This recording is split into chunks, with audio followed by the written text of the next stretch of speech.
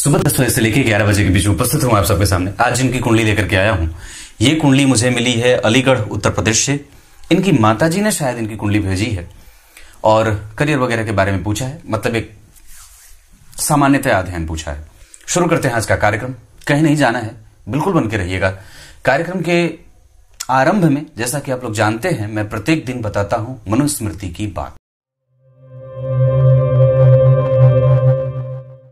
स्मृतिकार भगवान मनु ने अपने मनुस्मृति ग्रंथ में बात लिखी है। देवताओं के लिए भविष्य में उनके मंत्रों के द्वारा, उनको समर्पित मंत्र से जब उनको आहुतियां दी जाती हैं तो मनुष्यत्व की वृद्धि होती है और मनुष्यत्व की सुरक्षा भी होती है। इसके अतिरिक्त मनुष्य को जो भी चीजें परमात्मा से या उस देवता से चाहिए होता है, वो उसे यज्ञ के आहुति के तपश्चर्या के बाद मिल जाता है। ऐसा जाड़ा, गर्मी, बरसात, वनस्पति, इन सब के आगमन और जाने के बाद ही उत्पन्न होते हैं। कोई वनस्पति ठंडे में होती है, कोई गर्मी में हो, कभी कोई फसल गर्मी में हो, कोई ठंडे में हो। आप जरा विचार करके देखिए कि तो हमारे अन्न और खाद्यान्न के जितने भी साधन हैं वो सब देवताओं के खुश और प्रसन्न रहने के बाद ही हमें मिलते हैं। इसी वजह से भगवान मनु ने बात कही है कि सिर्फ देवता और पितरों के तृप्त होने से ही इस जगत की सुरक्षा हो जाती है। इस वजह से ही प्रकृति के संतुलन के लिए ही भगवान शिव को भी दुग्धाभिषेक, जलाभिषेक और आदि आदि से अभिषेक किया जाता है ताकि उनका संतुलन बना रहे। प्रकृति के संतुलन के लिए ही भगवान सूर्य को अर्घ्य दिया जाता है। प्रकृति के संतुलन के लिए ही वृक्षारोपण और कई प्रकार के धार्मिक और मांगलिक कृत्य किए जाते हैं। प्रकृति में संतुलन बनाने के लिए ही यज्ञ और यज्ञ आदि कृत्य किए जाते हैं। अब आइए आपको मैं कुंडली पे लेके आता हूं। आइए अब आपको मैं इनकी कुंडली पे लेके आता हूं। सबसे पहले जब कभी भी आप कोई कुंडली देखें, जब कोई आपके सामने जन्म कुंडली आए, तो आपको सबसे पहले उस जातक की कुंडली में उसके चंद्रमा को देखना चाहिए कि वो अपने करियर को लेकर के या अपने विषय को लेकर के या अपने बिंदु पे या उस व्यक्ति का मन कैसा है। क्योंकि अगर वो चंद्रमा कमजोर या अव्यवस्थित रहेंगे, इन्होंने पूछा है क्या मेरी कुंडली में, मेरे बच्चे की कुंडली में केमद्रुम है? बिल्कुल भी नहीं है। चंद्रमा से 9 घर आगे शुक्र हैं, चंद्रमा से केंद्र में गुरु हैं और चंद्रमा शुक्ल पक्ष के चतुर्दशी तिथि के हैं। द्वादशी, त्रयोदशी, चतुर्दशी और पूर्णिमा के चंद्रमा शुभग्रह होते हैं। वो जन्म कुंडली में बिल्कुल भी अच्छे हैं। भाग्य भाव के अधिपति होकर के धन भाव में बैठे हैं। जिस भाव में बैठे हैं उसका भाव का अधिपति उनसे केंद्र में बैठा है। उनसे त्रिकोण में शुक्र बैठे हैं, उससे 5वें मंगल स्वग्रही बैठा है। और ये सारी जो स्थितियां, और चंद्रमा के पास अपने पक्ष का बल भी है। इस वजह से आपकी कुंडली में चंद्रमा सबसे मजबूत घरों में बैठा है। लग्न में, द्वितीय में, तृतीय में, पंचम में, नवम में तो नहीं पर एकादशवें में ये चंद्रमा बड़े अच्छे माने जाते हैं।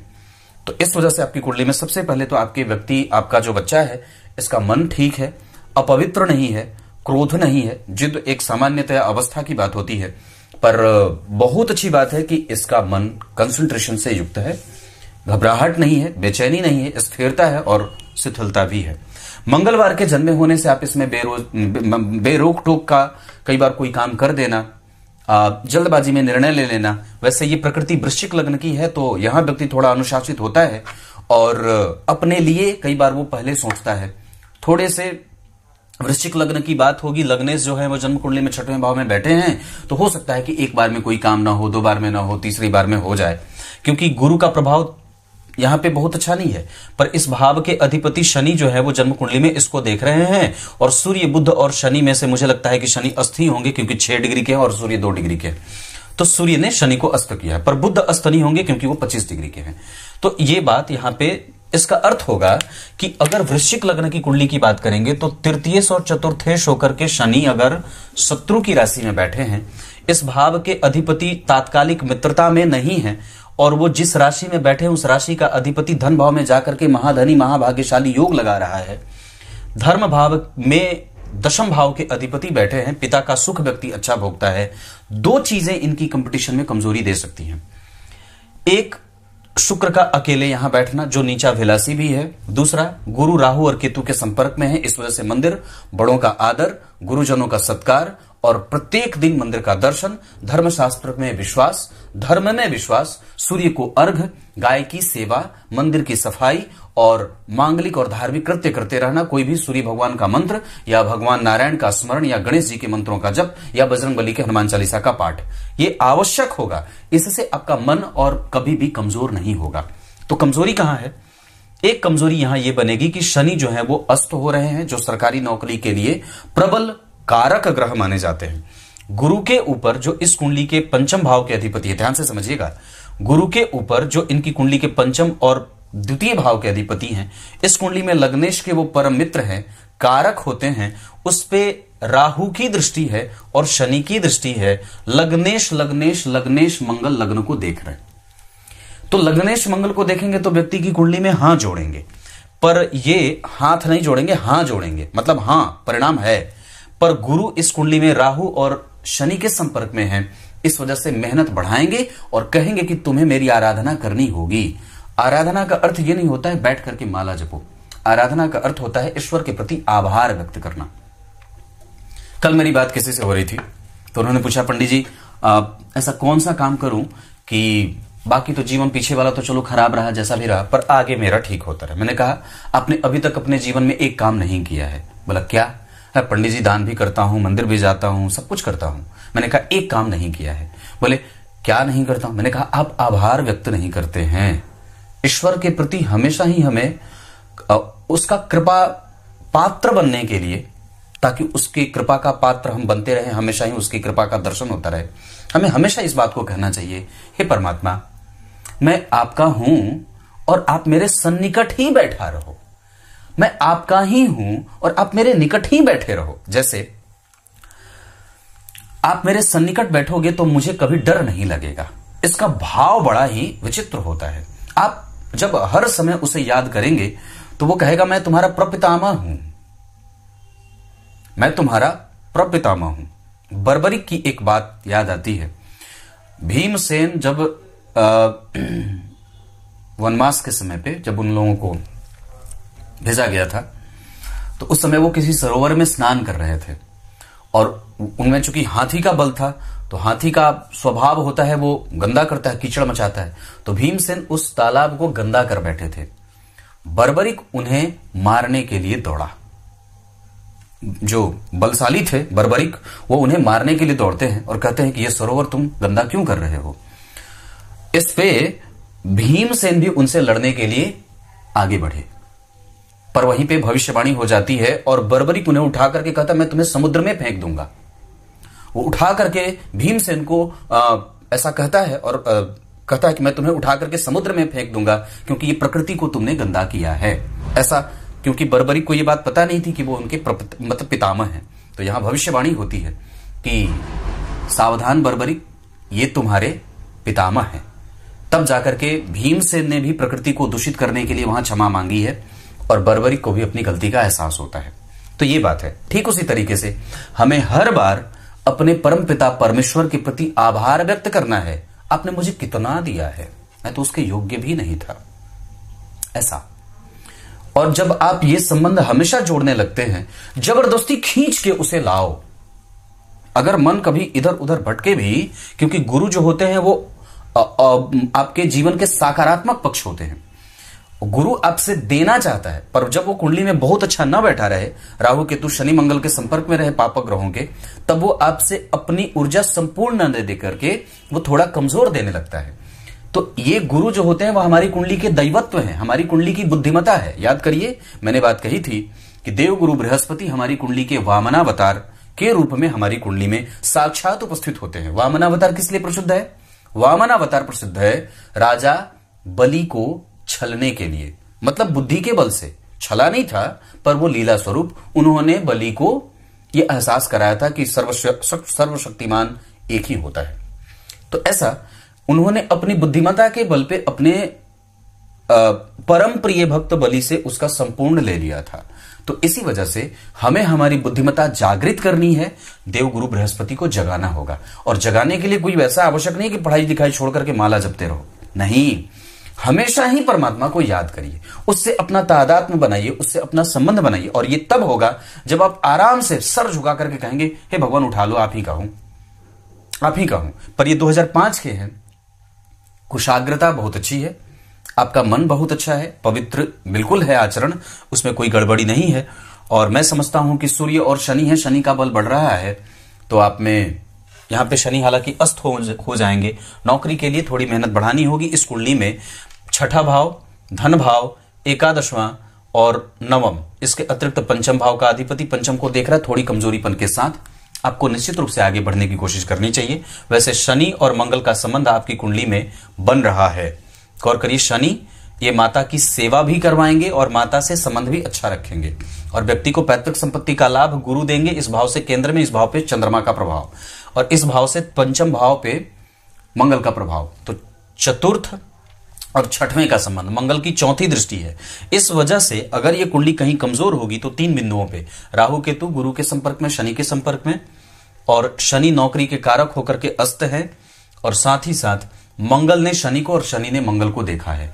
अगर कोई बहुत उठापटक हो जीवन में तो उसका असर यही होगा, ये समझ जाइएगा कि शनि मंगल अपना खेल खेल रहे हैं। इस वजह से इनके नाम पे बजरंगबली की पूजा, हनुमान चालीसा का पाठ, अखंड राम नाम का कीर्तन आदि कभी कभी अवश्य ही करा देना चाहिए। क्लियर है? इसके साथ साथ दाम्पत्य इनकी कुंडली में थोड़ा कठोर होगा। पत्नी को विश्वसनीयता हासिल करने के लिए थोड़ा वक्त देना चाहिए। आप भी विश्वास करिए, वो भी करें। वैसे थोड़े बहुत चपलता से संबंध बीतेंगे। स्वास्थ्य भी थोड़ा बहुत कमजोर रहेगा, पेट वगैरह की समस्या, वैसे प्रेम रहेगा। जब पंचम भाव में है वो आपको दाम्पत्य का सुख में देख रहा हूं। यहां पे भी शुक्र और बुध का जो संबंध बन रहा है, शनि और बुध का संबंध बन रहा है, यहां पे ठीक है, नौकरी की कोशिश करनी चाहिए। अगर जो आपकी कुंडली में, क्योंकि अभी जो दशा चल रही है वो शुक्र की चल रही है, और शुक्र की दशा में अभी 2030 तक केतु रहेंगे। इस कुंडली के लिए शुक्र व्ययेश और मारकेश होते हैं, और वो जाकर के बैठे हैं दशम स्थान में। तो मारक ग्रह क्या मारेगा? जिस भाव में बैठा है वहां, और जिस भाव को देखेगा वहां। यहां तो अच्छा देखेंगे क्योंकि मित्र की राशि को और उनके दिग्बल क्षेत्र को देख रहा है, पर वस्तुतः वो आपके करियर में अकेले, याद करिए मैंने बात कही थी, सूत्र है दशम स्थान से मंगल और शुक्र का जब कभी भी एकांत संबंध बन जाता है तो शुक्र और मंगल क्षेत्र से संबंधित, यानी कि आपकी सामाजिकता और जो आपका आत्मबल है, जो आपका चमक है, जो आपका मजबूती है, आपकी मजबूती है, उसको वो कमजोर करते हैं और आपके क्षेत्र से संबंधित समस्या को, से संबंधित चिंता को व्यक्त करते हैं या फिर बढ़ा देते हैं। इस वजह से हमें करियर पे सबसे ज्यादा फुल फोकस होकर के काम करना है। वैसे आपकी कुंडली में अभी शुक्र की दशा है, अपना मन भटकाइएगा मत, परिणाम जितना चाहेंगे उससे थोड़ा कम आएगा। और दूसरे नंबर पे बात कर दूं तो अभी आपको कम से कम 2026 तक इस जातक पे विशेष ध्यान रखने की आवश्यकता है। मति बुद्धि थोड़ी भ्रमित होगी, चपलता थोड़ी रहेगी, आलस्य भी थोड़ा है, प्रमाद भी थोड़ा रहेगा। पर अगर ऐसे 2030 के बाद इनकी कुंडली और भी ज्यादा फ्लरिश आगे करेगी। वैसे एक बात और बता दूं तो अभी आपको 2026 तक तो कम से कम इन पे ध्यान देने की आवश्यकता है, इनके पढ़ाई पे, इनके मित्रों पे और इनके संबंधियों पे, इनके मोबाइल पे और हर एक जगह पे इन पे थोड़ी सी दृष्टि डालने की आवश्यकता है। शुक्र के ऊपर कोई भी पापग्रह का कोई प्रभाव नहीं है। आगे गुरु, पीछे सूर्य बुध बैठे हैं, पर आगे केतु, पीछे शनि भी बैठे हैं। इस वजह से उस भाव पे हमें आवश्यक रूप से बल देने की आवश्यकता है, मतलब करियर पे फोकस करने की आवश्यकता है, नहीं तो वो आधा गड़बड़ होगा, आधा परिणाम देगा। मतलब आप संपूर्णतया अगर नौकरी ना लगे तो व्यापार करना सबसे ज्यादा बढ़िया रहेगा और उसमें आप लाभ प्राप्त कर सकते हैं, क्योंकि कुंभ लग्न की कुंडली के लिए यहां शुक्र लग्न को देख रहे हैं। ऐसी अवस्था में आपके पास आपका कर्म क्षेत्र है, लग्नेश चतुर्थ में बैठे हैं, कमजोरी नहीं है। पर अगर जो नौकरी, इस कुंडली में नौकरी के योग हैं, IAS PCS अगर आप बनना चाहते हैं तो निसंदेह शनि मंगल, अगर शनि कमजोर नहीं होते तो मैं 100% कर सकता था, पर चूंकि शनि अस्त हैं, थोड़े ढलान पे हैं और उनके डिग्री में कमजोरीपन, सूर्य में भी डिग्री पे कमजोरी है, शनि में भी डिग्री की कमजोरी है, गुरु पे भी राहु केतु का प्रभाव है। इस वजह से मैं ये बात कर रहा हूं। शुक्र चतुर्थ पंचम दशम भाव में अकेले हैं, ये तो चार पक्ष जो है वो थोड़े गड़बड़ हैं। इस वजह से जितने भी साधन मैंने बताए हैं वो आपको करना चाहिए। वैसे इस कुंडली के लिए 9 अंक अच्छा रहेगा, मंगलवार का दिन बहुत अच्छा रहेगा, सोमवार का दिन बहुत अच्छा रहेगा।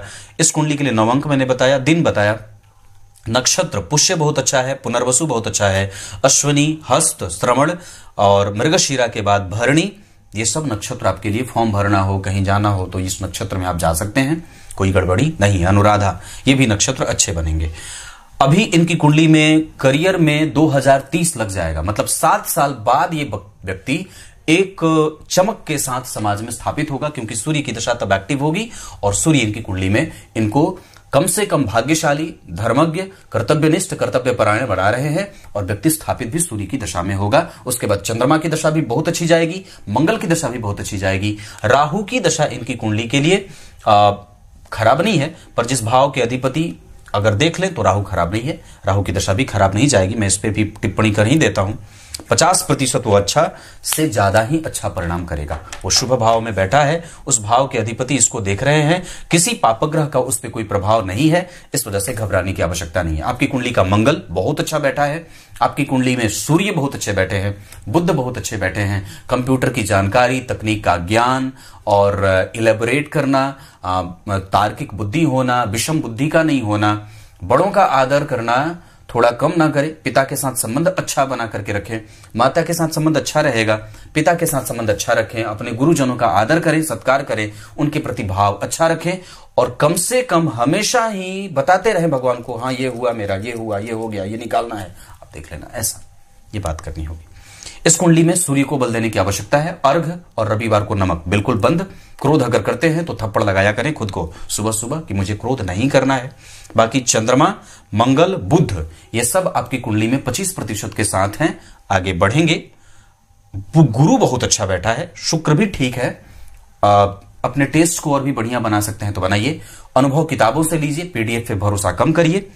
और शनि जो है, राहु और केतु बड़े अच्छे हैं, राहु केतु की गड़बड़ी नहीं है। हनुमान चालीसा का पाठ मैंने कहा है।